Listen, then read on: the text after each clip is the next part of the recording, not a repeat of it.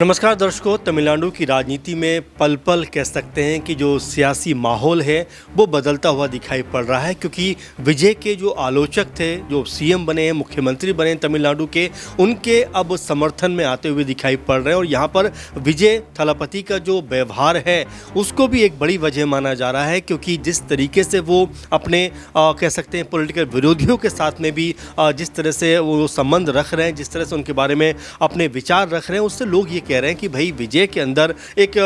जो मुख्यमंत्री की क्वालिटी होनी चाहिए, वो लगता है कि पॉलिटिक्स में आने से पहले ही उनके अंदर कूट कूट के भरी हुई थी। इसीलिए जब वो राजनीति में आए तो 3 साल के अंदर उन्होंने वो मकाम हासिल कर लिया जो शायद किसी को हासिल नहीं होता है। इतनी जल्दी कह सकते हैं पार्टी बनाकर 2-3 साल के अंदर तमिलनाडु की सत्ता को बदल देना, पलट देना और खुद सत्ता पे विराजमान हो जाना, ये उतना आसान नहीं है। लेकिन इस कड़ी में एक महत्वपूर्ण नाम निकल कर सामने आता है, रजनीकांत, जिनको कह सकते हैं फिल्मों का सबसे बड़ा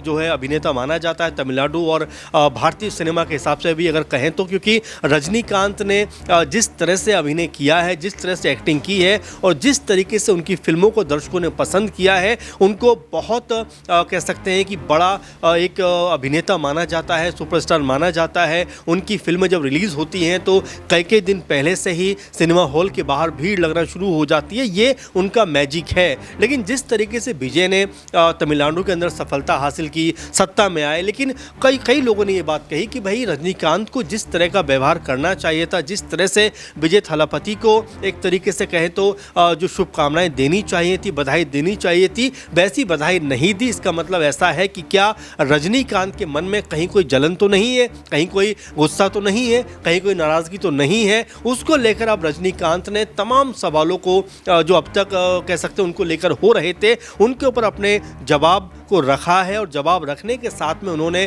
कुछ ऐसी बातें कही हैं जिसने तमाम लोगों का दिल छू लिया है, क्योंकि रजनीकांत बतौर अभिनेता तो जितने शानदार हैं ही, लेकिन एक व्यक्ति के तौर पर भी वो उतने ही बेहतर हैं, उतने ही शानदार हैं। और जिस तरीके से उन्होंने अब विजय को लेकर बातें कही हैं, उसको देखकर ऐसा लगता है कि वाकई में रजनीकांत जो है तमिलनाडु में जो नई सरकार बनी है उसको बेहतर करते हुए देखना चाहते हैं। उन्होंने न सिर्फ विजय की तारीफ़ की है बल्कि उनको हिदायत भी दी है, उनको एक सीख भी दी है कि जिस तरीके से आप सरकार में आए हो तो तमाम जवाबदेही जिम्मेदारी आपके ऊपर है। अगर हम बात करें कि रजनीकांत जो कह रहे हैं कि विजय को लेकर जो बात कह रहे हैं उसको लेकर कहें तो वो कहते हैं कि भाई बहुत ज़्यादा सकारात्मक है, सुखद है। और जिस तरीके से विजय थालापति ने अपने आप को कह सकते हैं कि इस लायक या इस काबिल बनाया कि वो सत्ता में आ सकें, तो ये बिल्कुल भी इसको लेकर कोई भी उनको लेकर कोई गलत अंदाज में बात पेश नहीं कर सकता, क्योंकि ये एक मुख्यमंत्री के तौर पर बात है कि विजय ने जिस तरह 2-3 साल के अंदर मेहनत करके खुद को इस काबिल बनाया है तो उनकी तारीफ की जानी चाहिए। बल्कि वो तो यहाँ तक कहते हैं कि मुख्यमंत्री विजय थालापति से अब पूरे तमिलनाडु के जो जनता है उनको बहुत ज़्यादा उम्मीद है, बहुत ज़्यादा उनकी कह सकते हैं कि उनसे जो अपेक्षाएं हैं, इसलिए उनको उन पे खरा उतरना पड़ेगा। रजनीकांत ने साफ लहजे में ये भी कहा कि विजय के नेतृत्व क्षमता पर भरोसा लोगों को है, इसीलिए उनको एक तरीके से राज्य की कमान सौंपी। ऐसे में उनको राज्य के विकास और उसके लिए एक ठोस विजन बनाना पड़ेगा। साथ में रजनीकांत कहते हैं कि विजय की सराहना करते हुए उन्होंने कहा कि भाई जिस तरीके से जनता के सामने एक महत्वपूर्ण और कह सकते हैं एक बड़ी चुनौती थी कि कैसे राज्य को जो सरकार की कमान है वो किसके हाथों में सौंपी जाए, क्योंकि स्टालिन लगातार कह सकते हैं कि राज्य में काम कर रहे थे और उसके बाद भी जनता को कुछ और उम्मीद थी। तो ऐसे में अगर लोगों ने विजय को चुना है तो उनको इन उम्मीदों पर खरा उतरना पड़ेगा। रजनीकांत अपील करते हुए ये भी कहते हैं कि एक नया मुख्यमंत्री बनने के बाद व्यवस्था को समझना और अपनी नीतियों को लागू करना आसान नहीं होता है। इसलिए मेरी सभी से गुजारिश है कि कम से कम 2 साल तक विजय को परेशान करने की ज़रूरत नहीं है, उन्हें शांति से अपना काम करने दिया जाना चाहिए, क्योंकि व्यवस्थाओं को समझना, काम को समझना इतना आसान नहीं होता है। विजय को अगर यहाँ पर मौका मिला है तो पूरी तरीके से उनको जिम्मेदारी देनी चाहिए, उनकी आलोचना से बचना चाहिए, क्योंकि 2 साल तक तो कम से कम ऐसा ना किया जाए तो बेहतर है। अब बड़ा सवाल यहाँ पर यह बन जाता है कि जिस तरीके से विजय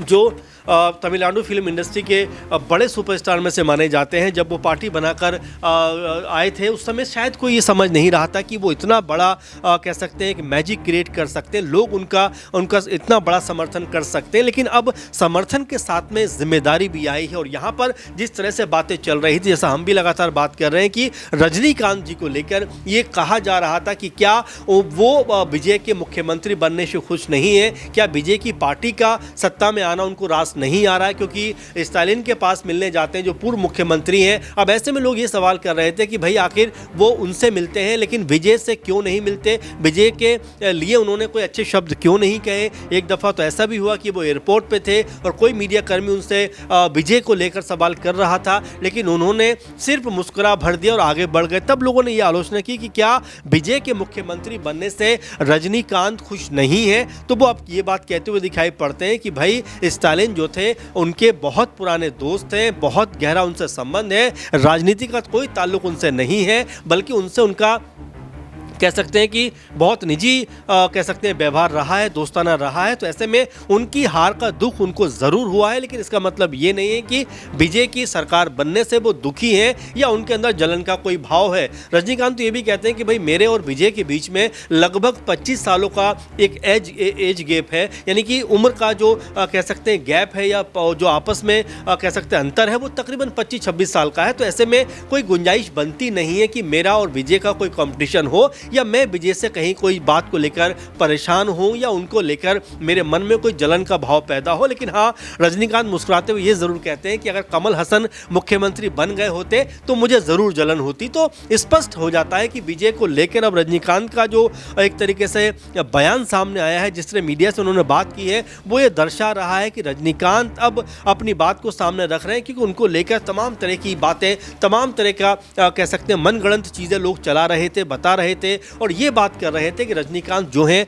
वो विजय थलापति के मुख्यमंत्री बनने से खुश नहीं है। अब जबकि विजय मुख्यमंत्री बन चुके हैं, तमाम दलों का उनको समर्थन मिल चुका है और कह सकते हैं विधानसभा में भी उन्होंने अपना बहुमत साबित कर दिया है। और ये भी एक हैरान करने वाली बात भी रही कि उनके पास में महज 120 के आसपास का आंकड़ा था बहुमत का, जो उनका समर्थन कर रहे थे। लेकिन जब मत पड़ते हैं तो ये मत 140 से भी ज़्यादा हो जाते हैं। तो कुल मिला जुला कर देखा जा रहा है कि जो आलोचक थे अब वो भी विजय थलापति के समर्थन में आते हुए दिखाई पड़ रहे हैं या उनके लिए वो आवाज़ बुलंद कर रहे हैं। और साथ में अब ये भी हिदायत कहने के रजनीकांत जी ने, जो बड़े सुपरस्टार हैं, बड़ा नाम है तमिलनाडु का और भारतीय फिल्म इंडस्ट्री का, वो अगर ये बात कह रहे हैं कि भाई विजय को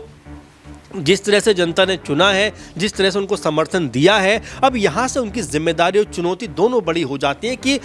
जो उनको पद दिया गया है, जो पद पे विराजमान हुए हैं, वो कोई आसान पद नहीं है, आसान जिम्मेदारी नहीं है, क्योंकि जनता ने या पूरे तमिलनाडु ने बड़ा भरोसा कर उनको इस पद पर बैठाया है। तो उनको इस पद की गरिमा का भी ख्याल रखना पड़ेगा और अपना अनुशासन दिखाना पड़ेगा, साथ में काम करना पड़ेगा। जो वायदे उन्होंने किए हैं उन तमाम चीज़ों को भी कह सकते हैं कि उनको जो है बेहतर करना पड़ेगा। आखिर में अगर हम बात करें तो रजनीकांत ने जिस तरह से ये बात भी कही कि एमजीआर हो, करुणानिधि हो या जयललिता हो, और इस तरह से बहुत सारे सितारे ज़रूर पॉलिटिकल तौर पर एक्टिव रहे हैं और बड़े बड़े पदों पर काम किया है, लेकिन जो काम विजय ने किया है वो काम एक तरीके से कोई भी नहीं कर पाया है। तो जो बातें रजनीकांत की को लेकर चल रही थी कि वो विजय से बहुत खुश नहीं है, उन्होंने अब प्रेस कॉन्फ्रेंस करके या पत्रकारों से बात करके कहीं ना कहीं स्पष्ट कर दिया है कि भाई वो इस बात को लेकर बेहद खुश हैं और उनके मन में इस बात को लेकर कोई ईर्ष्या नहीं है